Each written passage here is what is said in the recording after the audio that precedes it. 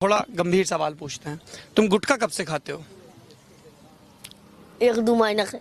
1-2 महीना से। कौन सा गुटखा खाते हो? सूद प्लस। कितने का आता है? 3 रुपया। तो तुम्हारे पापा डांटते नहीं तुम गुटखा खाते हो? क्यों जन्म ना कर तो का है?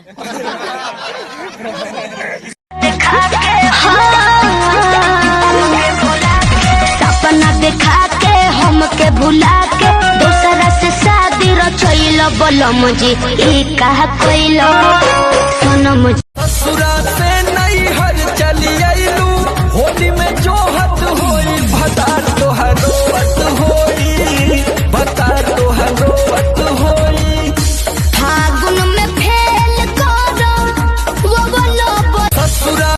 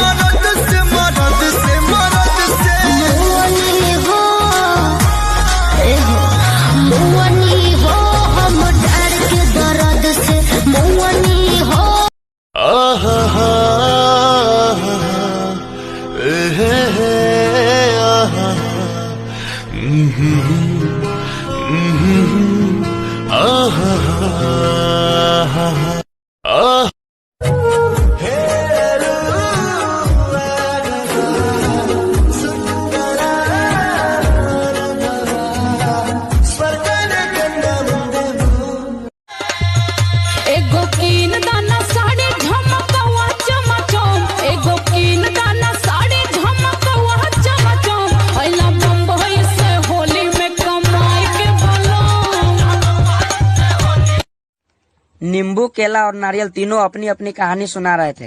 तो नींबू बोला, लोग बेरहमी से मुझे बीच से काटते हैं और पूरी तरह से निचोड़ लेते हैं। तो केला बोला, मुझे नंगा करके खा जाते हैं। तो नारियल गुस्से में बोला, साले कमीने मुझे इतने जोर जोर से पत्थर मारते हैं कि मेरी सुसु निकल जाती है और गिलास में लेके उसे भी पी जाते हैं।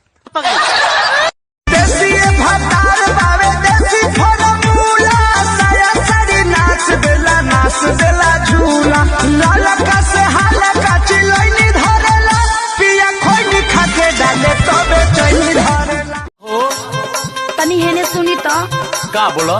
कहा तनी कि हम सुननी है ये सब सही बात बा? का सही बात बा? मतलब रउआ बाहर जाता नहीं हमके छोड़ के? अरे ना हो, तुम्हारा के छोड़ के हम कहाँ जाए? गरियावा तो देखी कब तक ली गरियावा गरियावा तो हम काटब जरूर। काट सारे रोके लखत का जल्दी काट ना ये रुक जो न गरिया ले दे, आज ही ढेर गरियावा थी। देखी कब तक ली गरियावा नहीं। देखी देखी लड़किन के जुल्फी झाड़ला सखी भातारा मोरा टेम्पू के ड्राइवर हो झटका हमरला सखी। पेट बहुत ज्यादा है, रस्सी टूट जाएगी, किसी एक को मरना पड़ेगा। मैं दूंगा अपनी जान। Thank you. Thank you. अबे थैंक यू क्या बोल रहे हो? मेरे बहादुरी के लिए तालियां मारो। ये हुआ बिहारी स्टाइल। हाँ?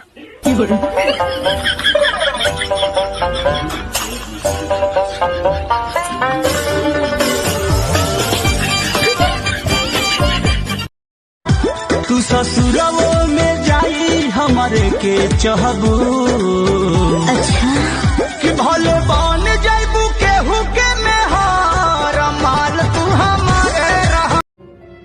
भाई ये अंधा है, इसे ख्याल रखना, मैं 2 मिनट में आता हूँ। ठीक है भाई, जल्दी आना। क्या घूर रहा है? अंधा हो तो इसका मतलब घूरेगा। चल ख्याल रख मेरा। थैंक्स भैया।